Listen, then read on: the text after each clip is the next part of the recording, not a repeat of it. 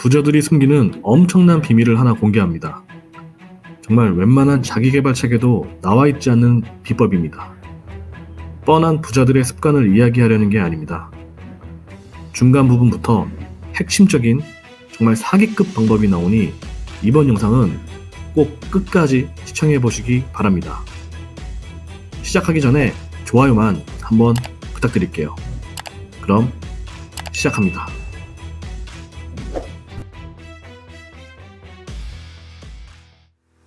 자수성가한 부자들이 공통적으로 이야기하는 것 중 하나는 바로 무의식의 개조입니다. 무의식이란 다른 말로 잠재의식이라고도 하는데, 잠재의식은 우리가 의식하지 않는 상태의 자아를 말합니다. 예를 한번 들어보겠습니다. 지금 유튜브를 시청하고 계신 여러분은 의식적인 행동을 하고 있는 것입니다. 만약 잠을 자고 있는 동안 꿈을 꾸고 있다면 이것은 무의식의 상태입니다. 잠에서 막 깨어났을 때 좀 전에 꾸었던 꿈이 생생하게 기억이 난다면 여러분은 의식과 무의식이 연결된 시점입니다. 출퇴근하는 길 혹은 등하굣길에 아무 생각 없이 벌써 도착할 때가 있습니다. 물론 음악을 듣거나 다른 생각을 하고 있더라도 우리의 몸은 스스로 목적지를 향해 가고 있던 것입니다. 이 잠재의식은 습관하고도 매우 밀접한 관계가 있습니다. 습관을 바꾼다는 것은 무의식의 행동을 바꾸는 것과 같습니다.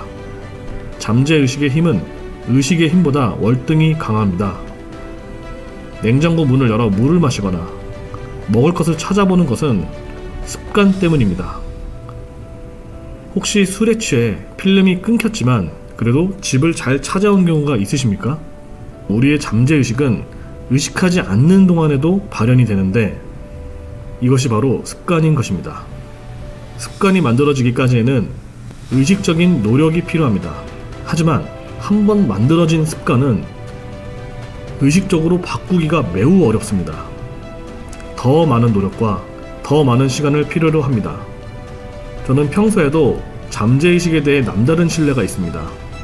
평소에 해결되지 않았던 문제를 이 잠재의식 속에서 해결할 때가 많습니다. 예를 들어 앞당겨진 프로젝트를 빨리 마무리를 해야 되는데 아무리 생각해도 기발한 무언가가 떠오르지 않는 것입니다. 그런데 잠을 자고 막 일어났을 때 갑자기 생각이 번뜩이며 해결책을 찾을 때가 있었습니다. 우리의 뇌에는 뇌파라는 게 존재합니다. 델타파, 세타파, 알파파, 베타파, 감마파가 있습니다. 델타파는 일반적으로 우리가 깊은 숙면을 취할 때, 잠에 푹 빠져 있을 때 나오는 뇌파입니다.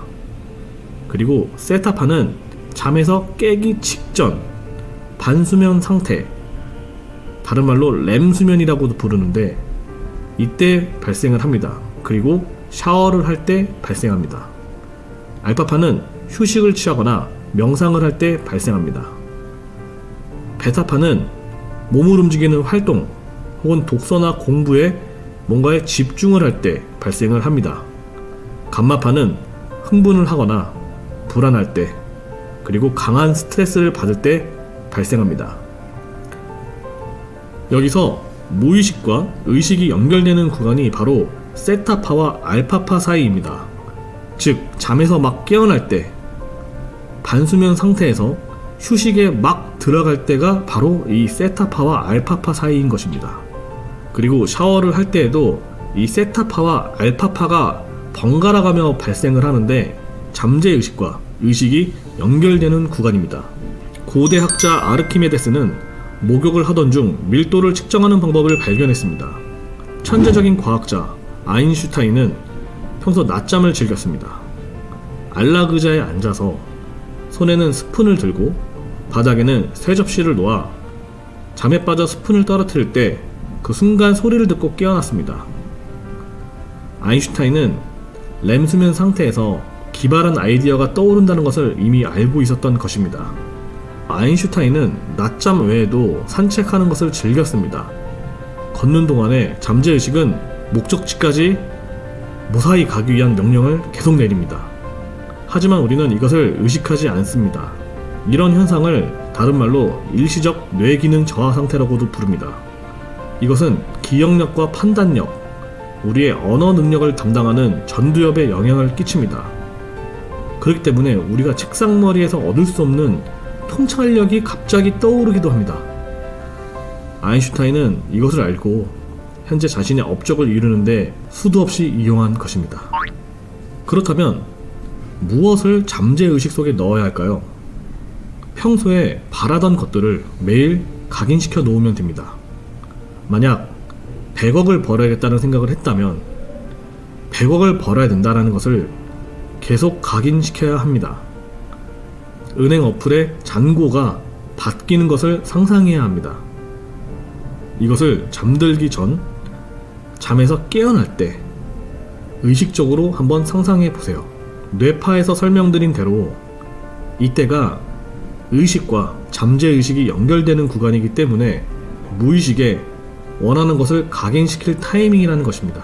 저는 아침에 일어나자마자 하는 것 중에 하나가 바로 목표 쓰기입니다.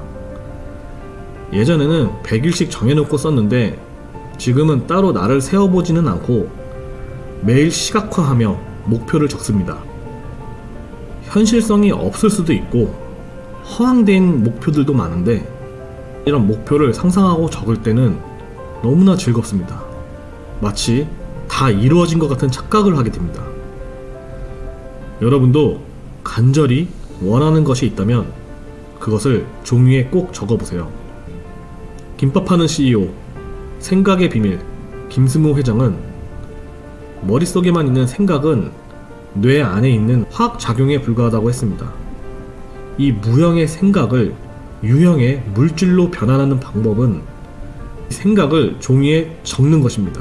저도 목표 쓰기를 오랫동안 해오면서 잠들기 직전에도 써보고 낮에도 적어보고 저녁밥 먹기 전에도 적어봤는데 지금 저한테 최적화된 시간은 바로 아침에 일어나자마자 쓰는 것이었습니다. 이 목표들은 하나둘 기적처럼 정말 말도 안 되게 이루어지고 있습니다. 이렇게 영상을 통해서 여러분을 만나게 된 것도 제가 쓴 목표 덕분입니다. 우리는 서로를 끌어당기고 있었던 것입니다. 잠재의식 컨트롤을 통해 원하는 것을 다 얻고 행복하고 풍요로운 삶을 살아가시길 희망합니다. 저도 여러분과 함께 매일 발전하고 성장하도록 하겠습니다. 지금까지 감성 브레이크였습니다. 감사합니다.